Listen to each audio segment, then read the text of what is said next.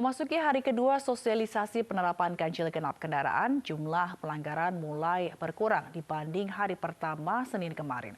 Meski demikian, penerapan ganjil genap masih menuai kritik dari sejumlah pihak karena dianggap tidak tepat saat masa pandemi COVID-19.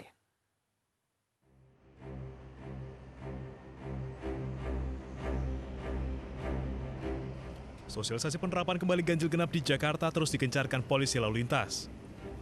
Pada hari kedua sosialisasi, jumlah pelanggar mulai berkurang dibandingkan pada Senin lalu. Meski demikian, Ditlantas Polda Metro Jaya menilai kebijakan ganjil genap masih perlu diiringi dengan kebijakan lain untuk menekan persebaran COVID-19. Untuk menekan COVID-19 tentu tidak bisa hanya ganjil genap berdiri sendiri, tapi harus sertai dengan misalnya kebijakan pengetatan lagi untuk work from home. Jadi disesuaikan saja sama tanggalnya. Kantor-kantor memberi izin misalnya hari ini tanggal ganjil, hari ini tanggal genap ya tanggal 4. Untuk yang karyawan punya mobil ganjil ya work from home, bekerja di rumah. Jadi satu paket gitu, nggak bisa sendiri-sendiri, saling support. Hal senada disampaikan oleh Kepala Dinas Perhubungan DKI Jakarta.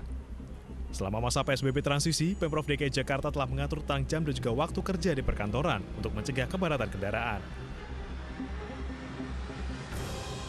Pemprov DKI Jakarta sudah melakukan pengaturan sesuai Pergub 51 bahwa selama masa transisi warga ataupun orang yang bekerja itu diatur waktunya.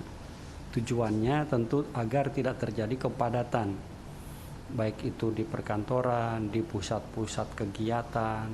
Kan jika ramai-ramai bekerja, waktu istirahatnya juga bersama-sama, tentu itu akan terjadi kepadatan di kantin, di mana tempat makan dan seterusnya. Namun, penerapan ganjil genap mendapatkan kritik dari DPRD DKI Jakarta. Aturan ganjil genap dinilai tidak tepat pada saat pandemi corona. Ya, kita melihat kebijakan ganjil genap saat ini sangat mengganggu ya, tidak berdampak yang baik kepada masyarakat, malah cenderung menyusahkan karena dalam suasana COVID yang sudah berbulan-bulan ini masyarakat secara ekonomi kan sudah sangat rentan. Mereka butuh hidup, mereka butuh melanjutkan usahanya, dan mereka juga punya karyawan yang banyak. Dan tidak semua mempunyai mobil yang ada ganjil genapnya. Artinya kalau kita membatasi mereka bergerak, mobilitas mereka kita kurangi, ini secara ekonomi sangat-sangat tidak baik dan berdampak buruk. Selama 3 hari masa sosialisasi ganjil genap yang berlangsung hingga 5 Agustus 2020, pelanggar hanya diberi teguran. Sanksi tilang mulai akan berlaku pada 6 Agustus mendatang.